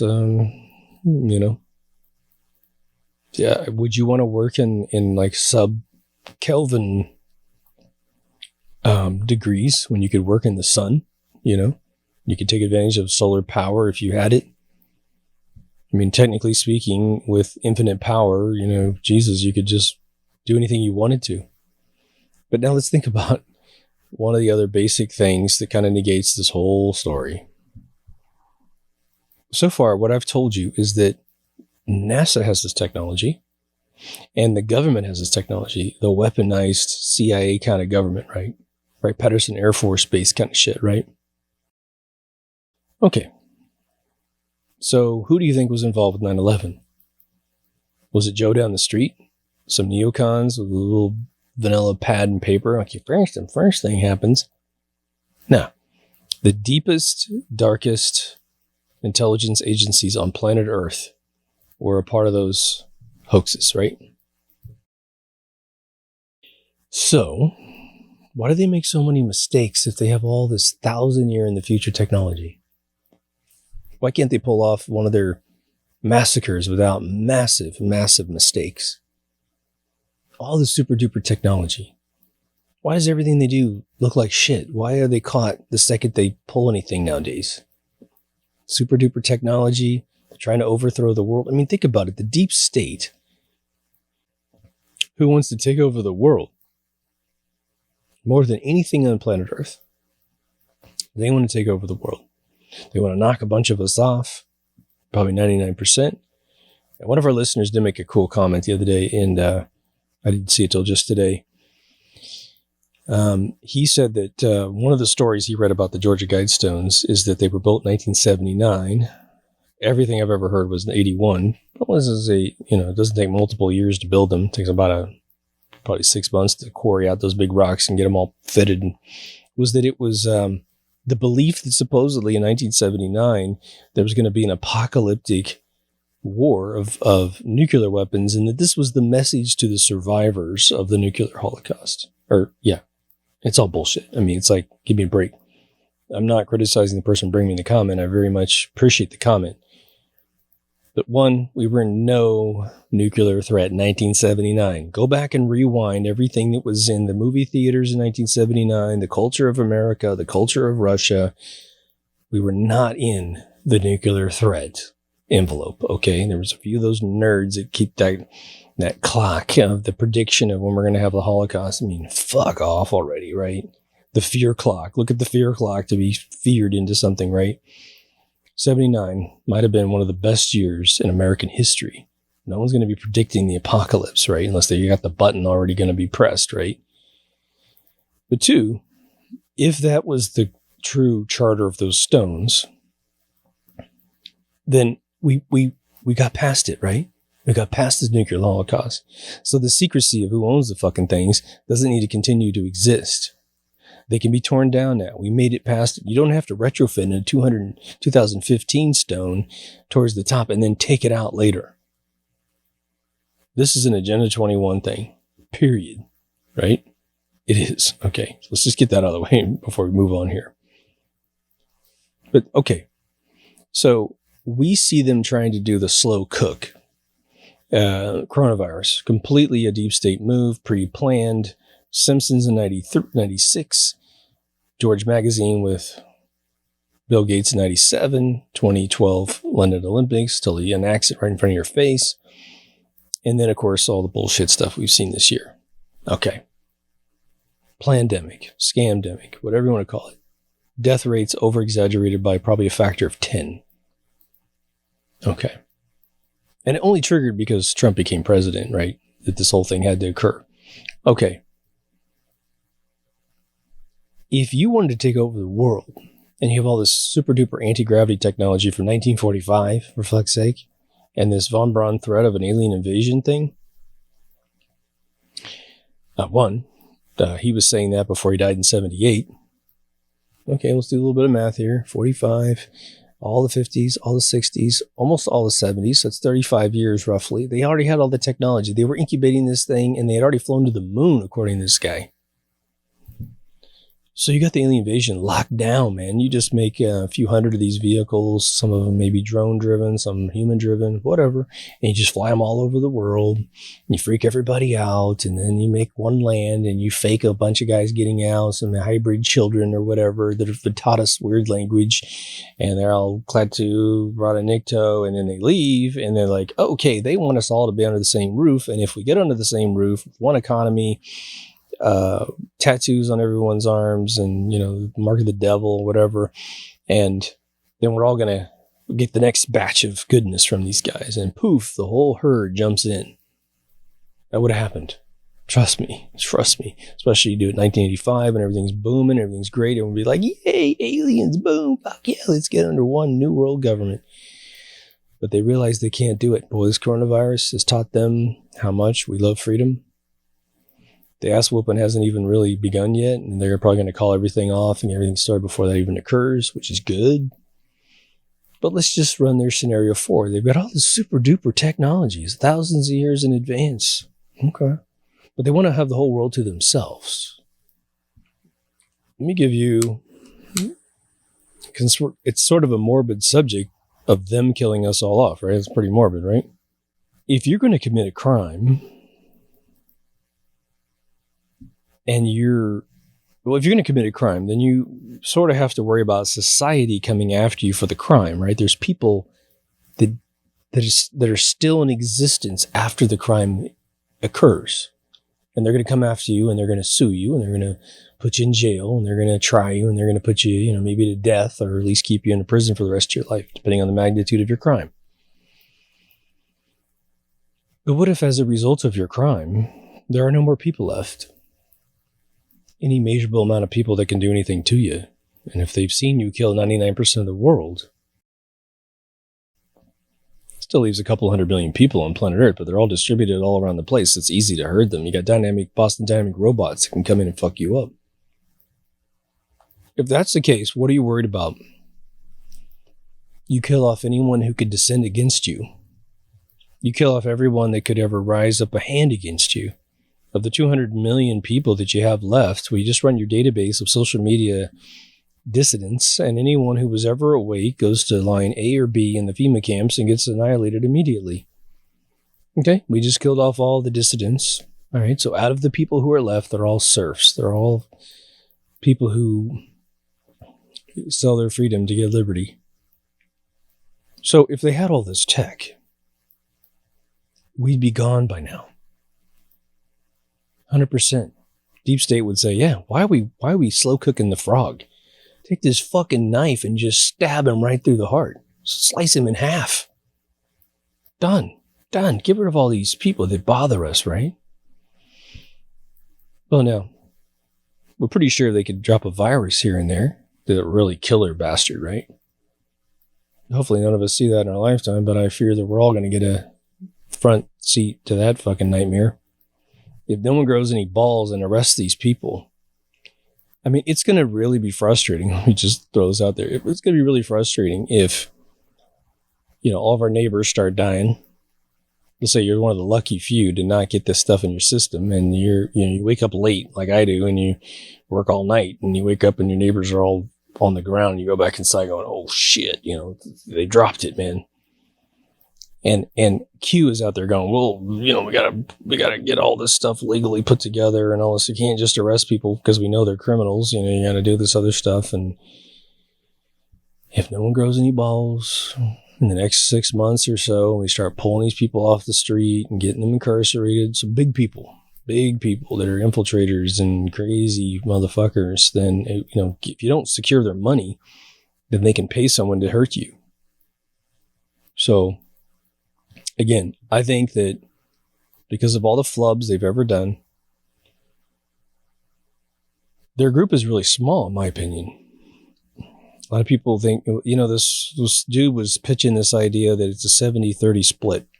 70% of the people are good in these intelligence agencies and 30% are bad. I mean, 30% is a gigantic portion of any intelligence agency, right? What's most disappointing about the way this information was brought to me is that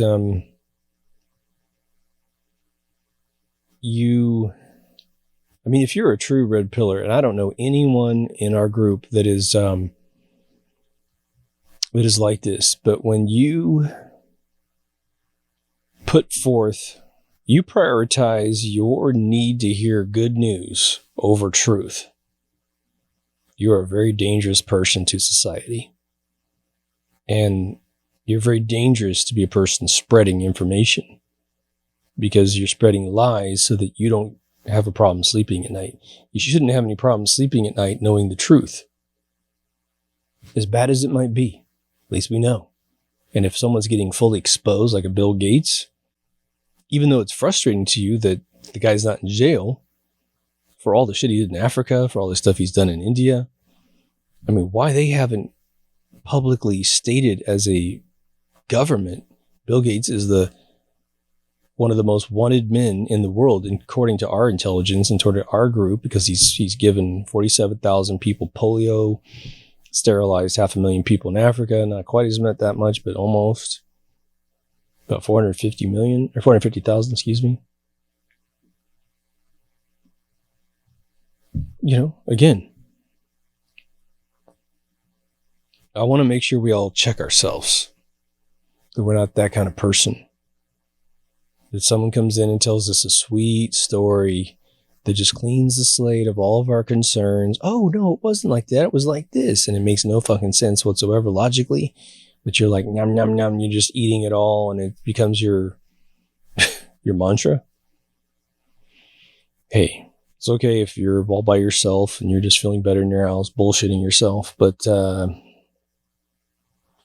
it's still not healthy. We know that we believe a bunch of, we as the population of this planet, we still believe a bunch of crap that is false. I mean, it's almost too much to even mildly mention. I mention it all the time on the show, so I'm going to bore you too much with it, but, you know, history of the Egyptians, the burning of the Alexandria Library, you know, there's pretty good evidence that maybe like your Jesuits or the budding Jesuits went in there and got all the books out. Why the hell wouldn't you take everything that's coveted and then burn the place down? You're still stealing it from the people because you're going to covet it to yourself. You know, one of the things about, my God, this vehicle just drove by my house, sound like a freaking, either someone with the park brake on or somebody in a freaking spaceship. But, you know, if I mean, this is kind of off topic, but this is on the topic of us coming to grips with reality. You know, there's this, and I alluded to it in an episode, I think, Knowing Your Enemies, but the whole idea that we're cowering down to lies so that we don't have to ingest something that hurts our feelings. But those people that hurt our feelings by doing things that if we knew what they did, we'd be floored, right? Especially famous celebrities. If there's any truth to that, and then again, we've heard rumor. Yes, we see the satanic rituals in the Super Bowl and all the award shows. Yeah, we see all that stuff, trust me. But it's still just shy of like proof that things are happening that have been alluded to. It's all based on that thing that people can't handle it, so we can't tell you the truth. Okay, I was watching the cue boards all day today, and at one point a can went down. Somebody was posting a bunch of cartoon, I guess you could call it child porn. There was no action going on. There was only one character. It was always a little girl, and it was always like Japanese anime, but it was like all this sick little drawings of little kids, and someone was posting it constantly. And finally, the moderator woke up and started, because we're reporting it like crazy. I reported so much of the stuff that they said, you can't report it anymore. Your queue is too long. And I'm like, where the hell's my queue? Pardon the pun. But someone cleaned it all off, thank God. But people were pissed. They're like, okay, you're dragging your feet on this shit for whatever fucking reason. You're dragging your feet on it, but you tell us you've got everything, right? And again, everyone's yelling LARP at the camera right now. I understand, but you know, what if, it's just like nuts. Like, these people do get to run around the world. And I mean, there's going to be a day of reckoning when it comes down to, when did you have this information? Let's say it's all happens, like all these people arrested and stuff, right? And so we then learn the whole story, right? Q keeps saying it'll be the greatest story ever written, it'll be, in the history of mankind, blah, blah, blah, blah. But there's going to be a point when some parent gets the real data, when it's all fully disclosed. Let's just say it happens, okay? Go with me on this. But they used to have a kid. That kid disappeared. And when they find out the truth, they can deduce, let's just say that one of these crazies grabbed their kid and did something horrific with their child. And then they learn, oh, you could have stopped this person way back in 2017, but to insulate my feelings, you let my kid get kidnapped by these people, tortured, murdered, whatever. And then you pull the trigger in 2021, late 2020 maybe. And you're going to try to tell me to my face you couldn't have done something earlier? I don't know, man. I don't know how God works. But if you're a God-fearing soul and you're sitting on this information, I mean, this is what just pisses me off, right? You got Comey, former head of the FBI, admitting that he's leaked false information to pump up a dossier that's all fake. He's leaked everything. I mean, Schiff leaked everything out of his hearings the second he could, but you can't listen to his hearings in the basement of the Capitol building, right? Which has now been transcribed. We're waiting for the fucking file dump on that. Okay. So we've seen how they work. They leak.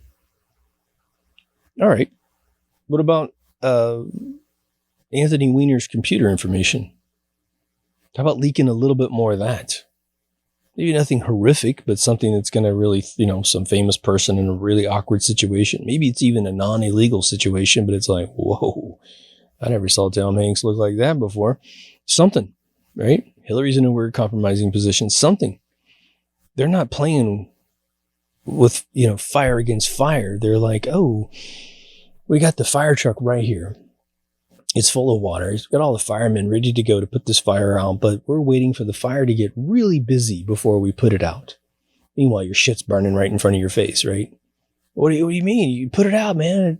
All my photo albums are right there on that side of the building. It's not even on fire. Light it up. No, we're going to wait for that room to be completely engulfed in flames. And as soon as your photos are completely destroyed, we'll turn on the hose. Is basically what we're being sold right now.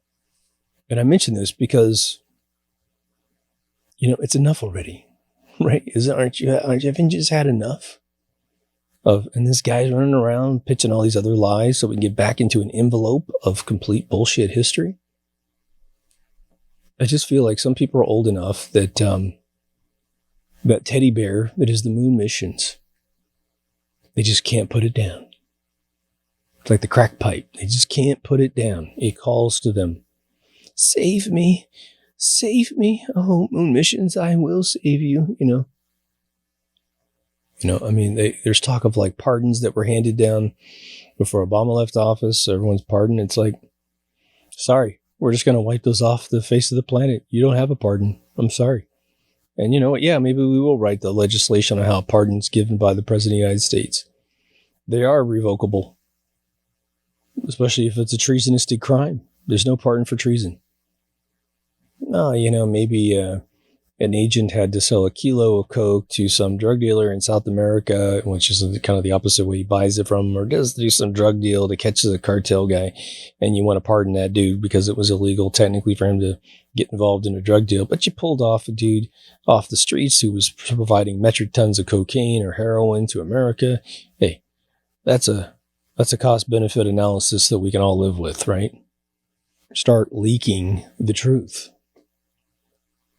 One of Q's whole tactics is to ask everything in questions, which is supposedly absolving him of breaking any federal law. I didn't tell him anything. I asked him everything, and then they had to do research on their own to find out what it is. Okay, that's a nice game. That's a nice game. Maybe it's not you, Q, that leaks this stuff. Maybe you pretend to be an anon. You come into your own feed after you make a post. We have 700 posts, 750 replies, and some dude just starts shoving up the photographs. Starts just really pointing out all the truth. It's not you, man. It's somebody else. They're anonymous, so you can't catch them. Hey, I don't think anyone's going to catch this child porn poster that was just up on the boards, right? I was just watching that today and I was like, oh my God, this is going to be someone, they're going to shut down the boards because they're going to say that someone was, the child porn's on the board. I mean, you know what? That's probably why it's up there. Anytime that guy tells you, anytime he's posting, you should send a message to the moderator to say, okay, you got to be on call here. I'm about to post. And if you see this shit, wipe it off, kill the account, kill the IP. And then I'm going to have the FBI standing by to find out who the hell these people are, because VPNs don't protect anybody. We need a subpoena. I'll have a judge sitting right here next to the FBI agent.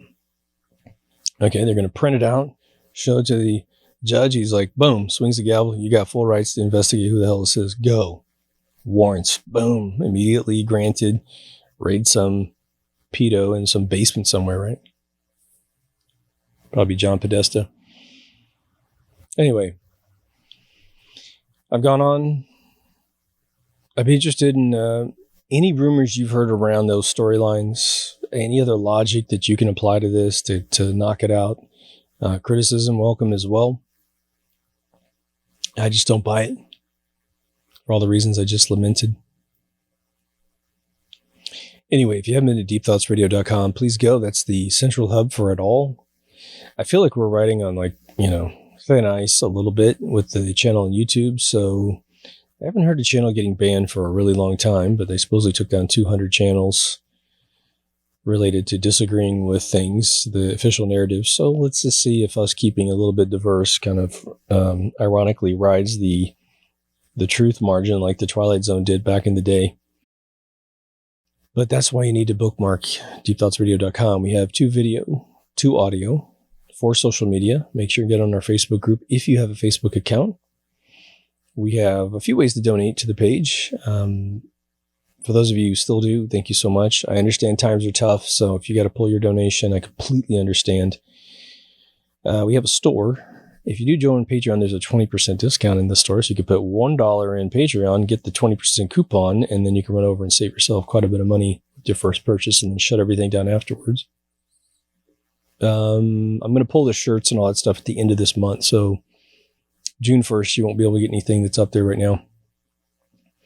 But we have an all-new Remastered Season 1 on its own channel. So if you're looking for the first 100 episodes of this show, you're going to have to go to a different channel. No ads, all optimized, so enjoy. Anyway, take care of yourself and someone else, and I'll see you in the next Deep Thoughts. Over now.